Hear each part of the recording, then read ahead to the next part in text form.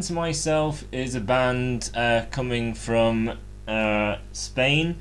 It has a female lead singer and they are symphonic metal. Unity is the third album they've released and is the latest release as of recording this. The album came out in 2019. As I say, it's symphonic metal. It has a female lead singer. It's got a lead guitarist, drummer, bassist, as well as keyboardist.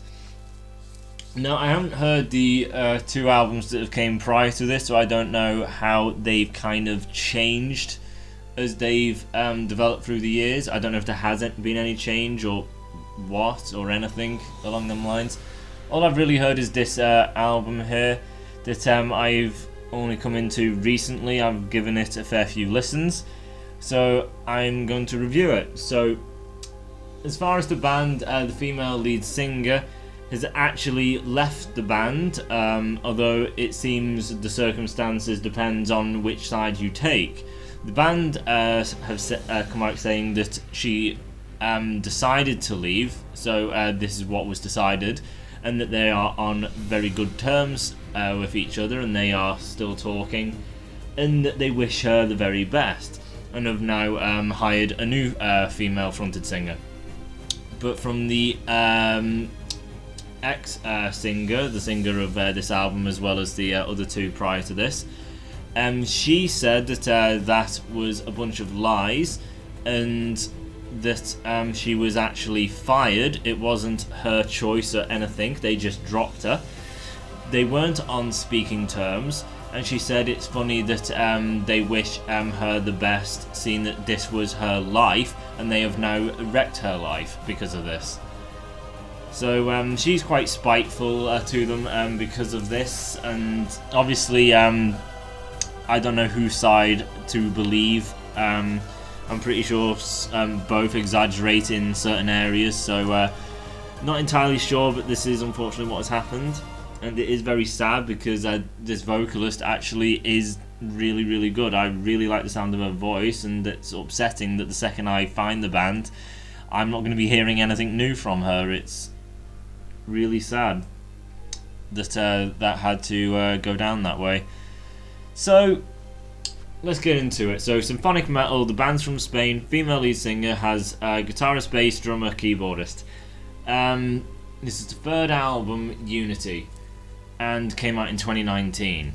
It has 9 tracks, I believe. There is 10 tracks technically. There is a bonus, which was a single that they released prior to this album, so just in between albums they dropped a single which featured a special guest, and when this album came out they just kind of shoved that on the end, which gets the runtime, if you include the bonus track, to just over an hour. So it's an hour and odd minutes something, so not very over an hour, just over an hour, so a really good length really.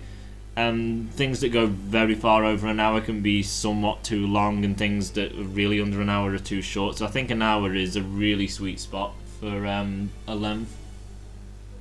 So the first track, To the Unknown.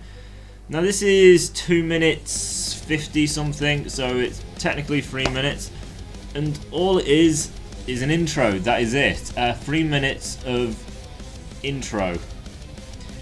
That is a fairly long time for an intro, as well as the band not actually even being in the intro. There is no playing from the band. It is all just symphonic orchestrational stuff. I think there's some kind of like choir elements for a short period in there also. And that is basically it. As far as its sound goes, it does sound pretty epic. It sounds like it could be something that plays in a superhero movie when a hero's done some real good or something, and they strike that heroic pose, and this track could kind of play. It's just really bright and heroic sounding, this intro. But again, for nearing 3 minutes, it is fairly long, and when you get into the actual track Unity, it does seem a little weird, because Unity, the start of the song, has an intro that lasts not short but a fair while. So To the Unknown goes on for like 3 minutes, then it goes into Unity, that then goes on for still a fair while. So it just extends it even further. And if you take To the Unknown out and just start with Unity, Unity kind of just starts normally. It's not like, oh, I feel like I've jumped in halfway into something. No, you can kind of take it as, oh, it's got an introduction. You don't feel that there's a track missing, so technically you don't really need the track To the Unknown. Unity has its own intro, and it starts fair enough on its own. You don't need what happened prior, and it goes on, it builds up, and it works as an intro within itself. So To the Unknown is quite a pointless track in the end of the day. I play it because I do like the kind of symphonic build up and everything, and it's like a movie. I don't know if this album is actually even a concept album, to be fair. But when Unity proper gets going, with the band actually coming in for the first time eventually, it's pretty heavy throughout, which is kind of how this band goes. They do have some very heavy, aggressive elements, and they do have some pretty damn soft elements.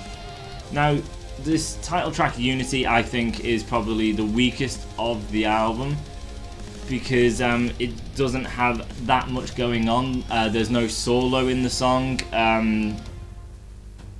There's not really a lot of changes or adaptations to the song. The verse is a little kind of bland with a vocalist. As I said, she does have a good voice, but for this verse it is her weakest because she seems quite monotone. There's not that kind of beauty or excitement or anger or sadness.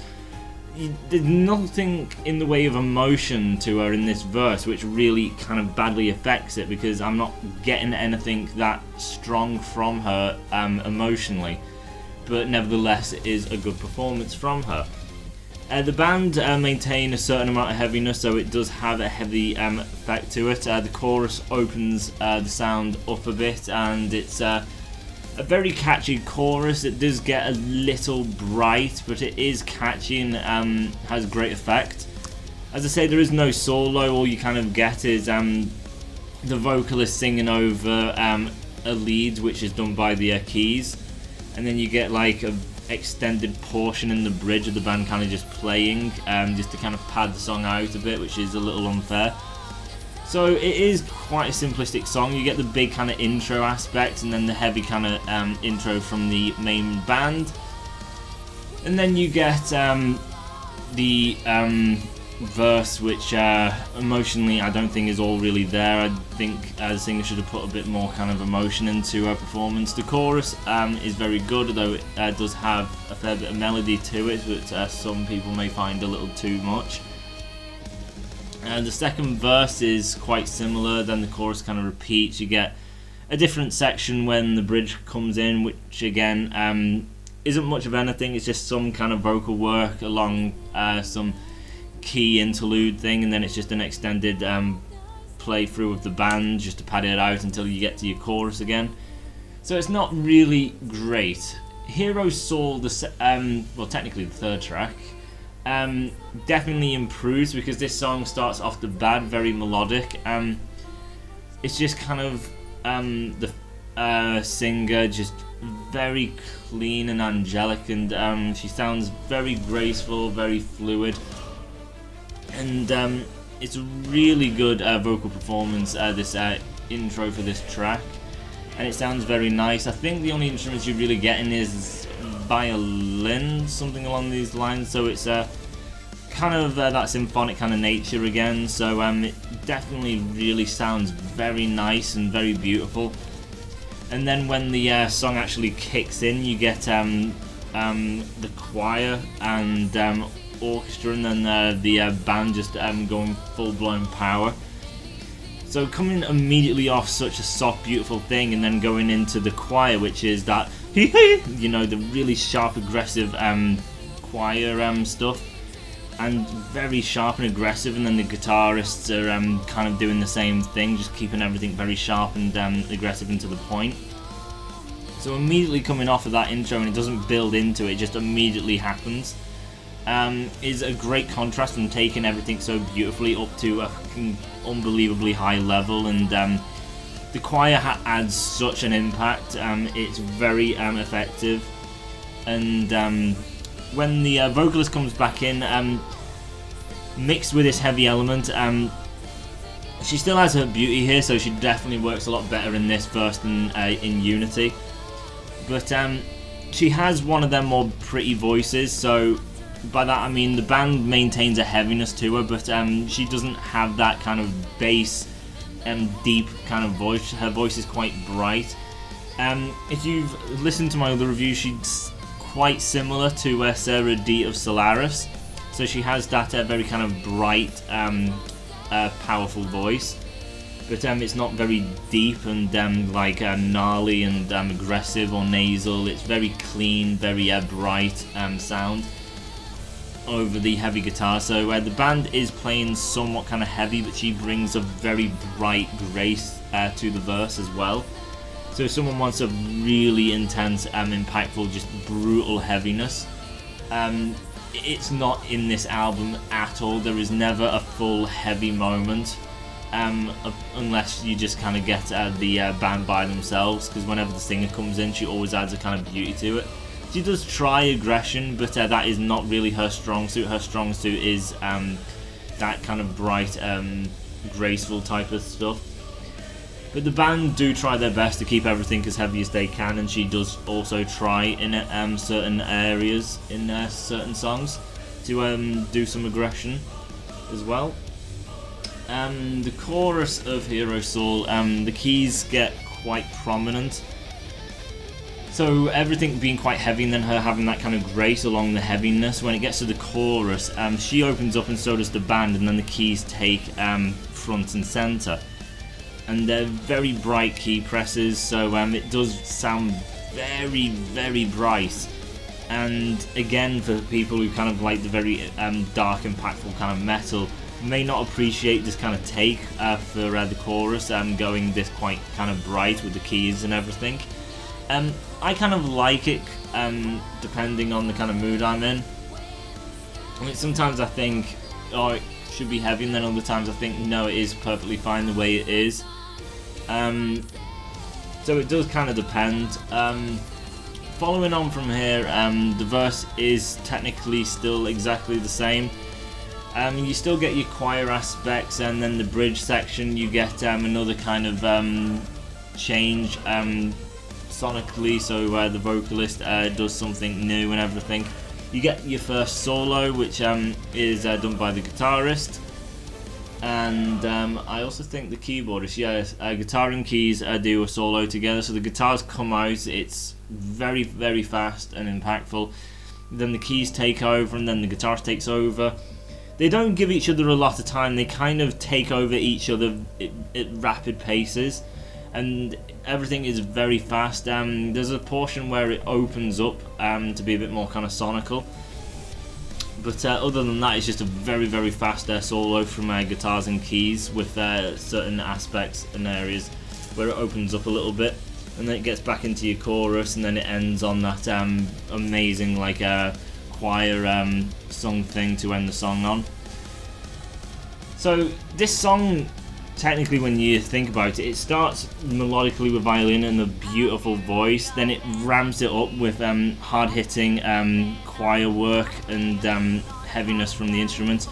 The verse is heavy from the band, but has a great grace and beauty vocally from the singer. The chorus really opens it up, and it's just a very bright chorus.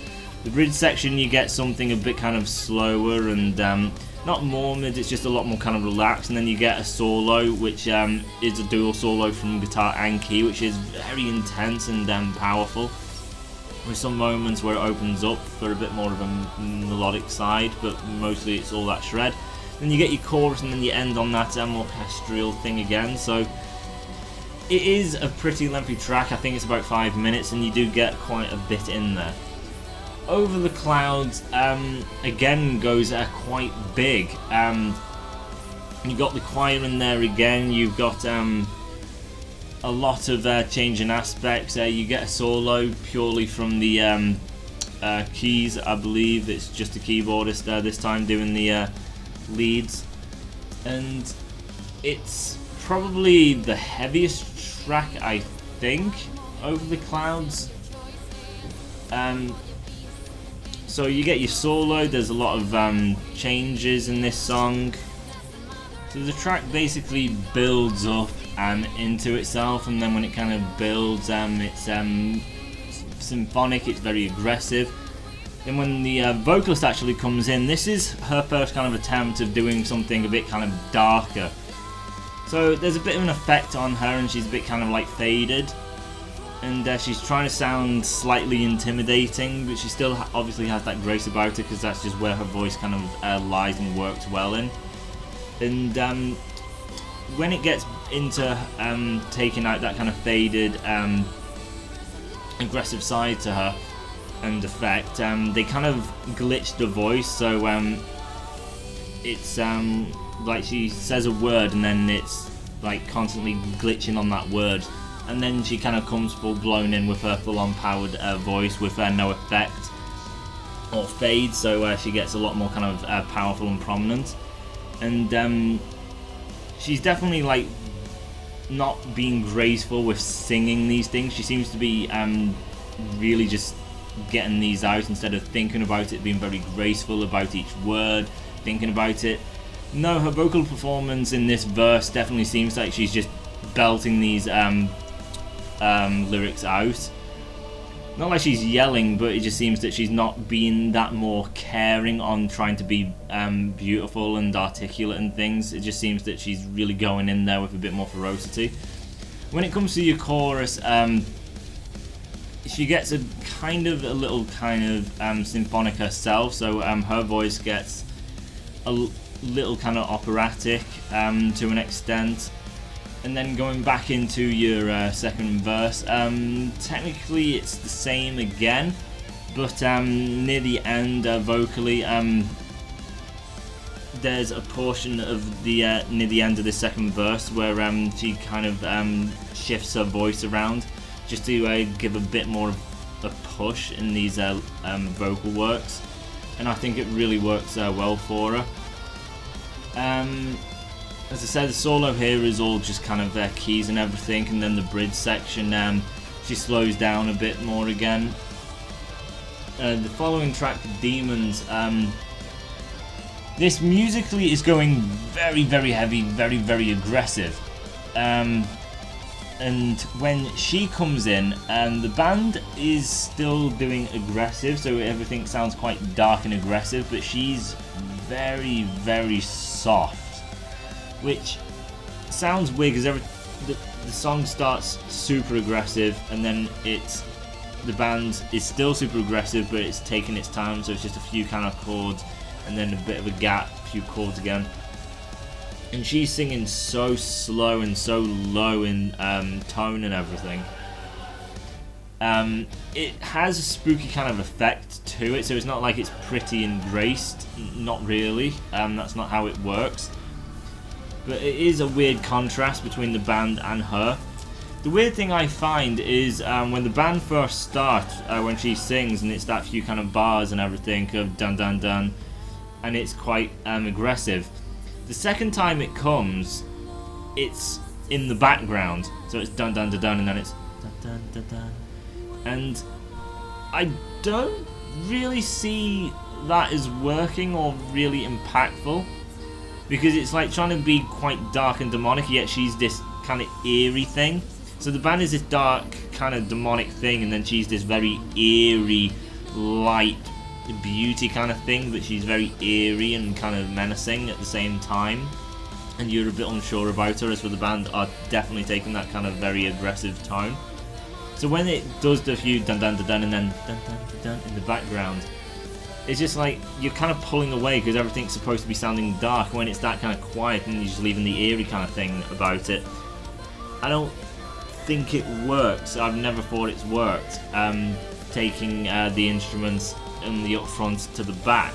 If they wanted to play around with something here, I would have changed the instruments onto different channels. So the left speaker would be the dun dun dun dun, and then it would be the right speaker dun dun dun dun, which would give the kind of feeling of the band's kind of surrounding you. It's on your left, it's on your right. So on your left side you hear the dun dun dun dun, and on your right it's dun dun dun dun, back to your left dun dun dun dun, instead of the dun dun dun dun, and then it's far away dun dun dun dun, which I don't think really works for kind of the kind of feeling I'm getting from this song, because I'm getting the feeling that the band is supposed to be, as I say, this kind of menacing thing, and then vocally it's this very eerie voice and everything, which has a grace about it, but you're a little unsure about it. And when the band kind of goes to the background far away, I think they kind of drop the ball a bit because of that.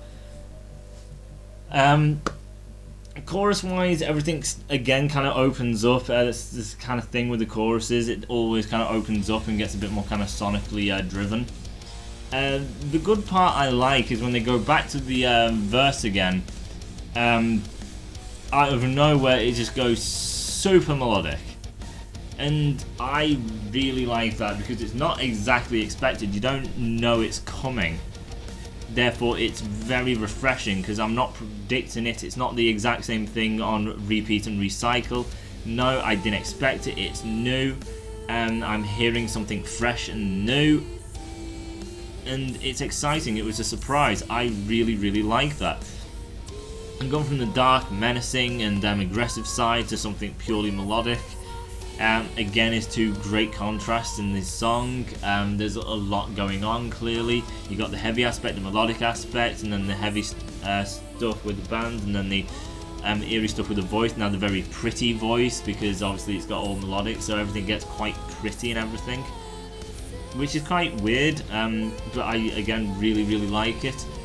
There's no solo, but technically I don't really mind, just because there is such a fair amount going on in this song with that. And then the bridge section, again, it sounds like she's on a megaphone or something, so vocally she's going somewhere again where she's like, it sounds like she's speaking to the nation or something with a megaphone kind of thing. I could be completely wrong with what they're frigging going for. I could be wrong about everything for what they're going for, but it's this megaphone kind of sound effect. So it's definitely this effect where it's kind of like she's really announcing herself and being very dominating over speaking to people, because she's obviously, it sounds like she's announcing towards people from how I personally feel. So vocally there's a lot of shifts from her vocally to chorus, and then vocally for the first verse, and then vocally from the second verse to vocally here in the bridge. Her vocals constantly shift, as well as clearly the band, with them having the really intense heavy introduction to the verse being a bit more kind of slow but bass driven, and then the melodicness the band took for the second verse, and now here with her with the megaphone. There's just a lot going on, and the song constantly adapts, so I appreciate it even though it lacks a solo. I'm not that fussed really. Going on to The Wanderer, the following track. Again, this song has a bit of an introduction, and to try and say musically what it sounds like, I'm getting Hawaii for some reason. I could technically say it's Spanish sounding, seeing that the band's from Spain, so maybe, but before knowing where they came from and looking up where they are from, I was just kind of getting this sounds Hawaiian or something. You were getting the Caribbean, which is weird. Or I'm just really bad with where music originates from, but I'm gonna say it's Spanish because it probably is, because that's where the band's from. So it has this really weird sounding introduction for a metal thing, but because it's weird it means therefore it's unique, so I do kind of appreciate it being here, then the metal symphonic nature taking over when that introduction comes out. So again, this is quite heavy, and vocally the singer is putting on a bit more of an aggressive side to her until it gets to your chorus, where again she opens it up again to be a bit more brighter. The solo in this track is purely done by the guitarist, and is the most melodic track solo you're probably going to get on your album. So I do like that I do get that in the album. I do appreciate that instead of everything just being aggressive and shred based, I do like my variety in music. If you know me, you definitely know that is what I like in my music. Crystal Tower. So this is the melodic of the song, and it's very melodic. I see a lot of people having a problem with Crystal Tower, as for I adore this track. Like, it's one of my favourites actually. And for the most part there's no band in the slightest until the very, very last section. Other than that, it's basically just piano and the vocalist, and that is basically it for around 5 minutes. And as I say, the band don't come in till right at the end. And when I mean right at the end, I mean right at the end. 5 minutes of just piano and vocals, and it's one of my favourites. I know a lot of people are going to have a problem because they listen to metal, they want to hear some metal, and I technically am the same. All I listen to is metal. I don't really have any other genres that I really put my foot into. I always stick with metal, variations of metal. The reason I really like this is basically just the piano is an instrument. And I like talent, I like music, therefore to say, oh, the piano sucks, it's a crap instrument, would be immature of me, it would be very childish. I like music, the piano is a beautiful instrument. I am guitar orientated, I'm very guitar heavy, but I always say that the piano is the closest instrument to replicate and touch the soul more than any other instrument. I don't think a guitar would ever achieve what a piano can do. The piano has the heart and soul that the guitar will never be able to reach. And the piano work here is very, very beautiful. And the vocals, dear Christ, her voice here is the best performance. Her voice is so angelic, so fucking damn beautiful. And when it gets to her first chorus before the song starts kind of building a little, that first chorus, her voice is so light and breathily. It's just so light and sort of just... I can't do it, so I'm not even going to fucking attempt. Like, I tried, but I have no idea how to replicate it. But it's breathy, it's airy. It's just like she just whimpers it out of her. It's just such a beautiful effect. It's like a whimper and airy and breathy and effortless. I don't know how to explain it. It's magnificent, her performance in this first chorus. Every time I hear it, I'm just like, damn, that is such a great performance from her voice here. It is so nice and it works so well. And again, even in the first verse, the piano and her voice together just working amazing harmony with each other. But that chorus, man, does she nail that thing. The build-up from that is basically just a bit more kind of drums, I think. A clean guitar comes in, actually, I'm pretty sure it's clean guitar. Comes in now. So her voice goes up, like key shift, just like that one increment up, I think. And again, the clean guitar sounds nice, she sounds nice. When it comes back to the chorus again, obviously it's with the clean guitar. So she doesn't do that kind of whimpering her lines out, and they're very airy and flowing and angelic. It's a lot more kind of open, so I do prefer the first time round with the chorus to the second.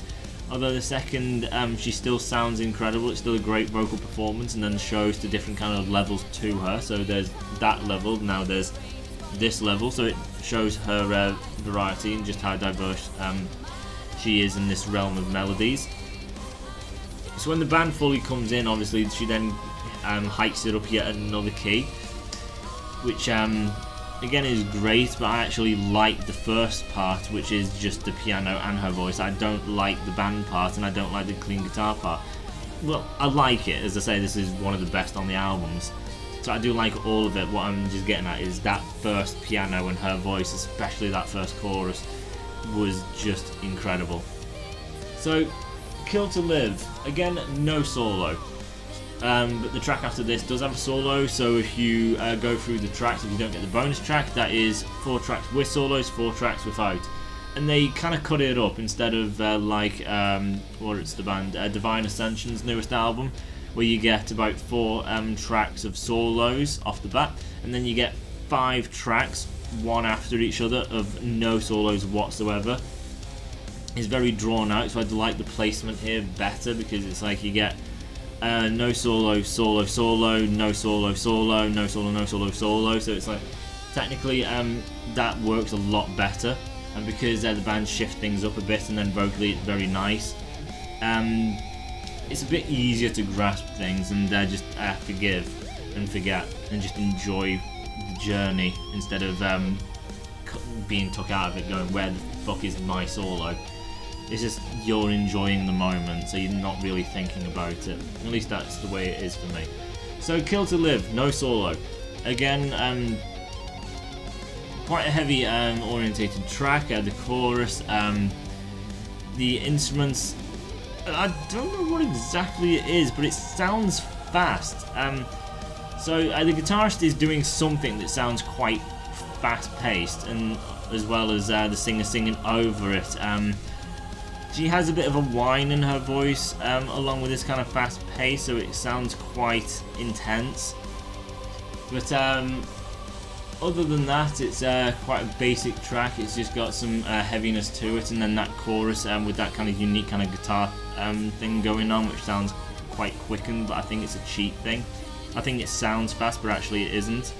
And then again with the vocal performance over the top of it to kind of go along with that, it's sounding like whiny, kind of painful to a degree. So again, I really like the emotion she's put in her voice, and then showcasing another aspect of what she can do vocally. Can't stress enough, she's got a damn good voice. So the last track, this is a fucking humongous track. This is 15 minutes, this track. So you get a lot of different things going on. You've got your choir, you've got your symphonic stuff, you've got your melodic stuff, you've got your aggressive stuff, you've got a key lead, you've got a guitar lead, as well as another guitar lead.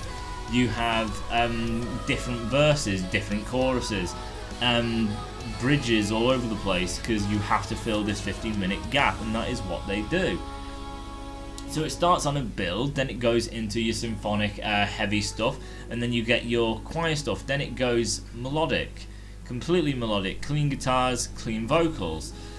Again, it's not just, oh, this is Crystal Tower all over again, as well as Heroes Soul. No, the melodies all, even though they're all very melodic and just clean guitars or piano and clean vocals, they all do sound very different from each other. You could distinguish them all apart with absolute ease. So again, I'm just getting an incredible vocal performance from this vocalist, as well as the incredible clean guitars and piano stuff, and it sounds absolutely amazing. I just love her voice when it's clean, because it's just so well done. Just the way she uses her and utilizes her voice and melody to just be so breathy and airy, and just such an amount of beauty and grace. It just sounds great. And this goes on for a fair while. Obviously we've got to fill 15 fucking minutes, so this can go on for a fair while. There's a bit of a build, so I think it's piano heard, then it's clean guitar build, and then amazingly, just out of nowhere again, it doesn't build up to it, it just goes into the kind of heavy stuff. So she comes back into her kind of mid-range voice, so not something where she's belting and being a bit more kind of aggressive, not soft. She's in her mid-range style of thing, just bouncing along with the band, so it's just got this kind of like beat going. So the band's not doing anything shred orientated, which is something the band can do at times in their verses and everything. The band do actually have flourishes, so it's not just all simplistic chords. The band do have flourishes and some unique sounding moments to them through songs. But here it is basically just, you've got this nice beat going along with her voice. And the first solo is a key solo. It is quite painfully short, but the fact that you actually do get a proper length guitar solo, and then he goes, and then he comes back yet again to finish the song. it's not that big a deal, seeing that you technically are getting 3 solos. It's just the fact that it's the only key solo in the song and it's very short. I would like my final moments with the keyboardist, because this is it for him. So a little bit of a shame, but you are still getting plenty here anyway. So moving on, you get all your shifts. Have vocals constantly changing, musically changing. Choir coming in. The first solo is incredibly lengthy. You've got your speed, your emotion, then it disappears. And then he kind of comes back and he's doing leads with the vocalist. So the vocalist is going with her power and grace and beauty, and then he's soaring right behind her doing these leads and everything. And then eventually she leaves, and then he comes to wrap it up, and he's just going and going. And then before it finishes, he belts out a guitar bend or something, so it just kind of slows down, and then just all of a sudden, Gwen! He just rings out this intense bend or something just to finish it. And then it finishes the way it kind of begins and everything, just this subtle symphonic tone and everything. And then the vocalist comes in just to wrap up with just a few words. And that is technically it, unless you get the bonus track. The bonus track, as I say, it gives you a full 10 tracks. It adds to the time, it gets you an extra track. There is actually a solo, so instead of 4 to 4, 4 with solos, 4 without, you actually get 5 solos to 4 without. So then the majority of the album is actually more solos instead of half and half. But the problem is, as I said, there's a special guest who's a male and he screams. So yeah. And he takes his good portion of song. So it is quite mixed between him and her. So it is definitely like a proper screamo track with clean vocals. And he sounds shit. It just sounds absolutely crap. I wish they would just give him a fucking cough drop, because he sounds like he has a sore fucking throat. So, you know, just have a sick day, take a cough drop, come back when you can actually sing, you know. The best he does is basically in the chorus. He says one friggin' word and he actually sings it. It's like, good job, mate. Well done. That one word. Wow, dude, that was great. And then he goes back to it's just like, oh, dude, you're still sick. Take a cough drop. Take a leave. You know, go sit back. We got this, dude. Come on. Like, fuck me. I wish he did. Like, if you cut out all the screams and just have her take over these portions and just have him do that one note, great, I don't care. I won't feel like, well, that's kind of useless. If it gets rid of all that fucking screaming, fucking just shove him out, because it wrecks everything. The solo is fast. Vocally, she's perfectly fine. It's not one of the best because it's not got a lot of differentiating. It's not got all these highs to it.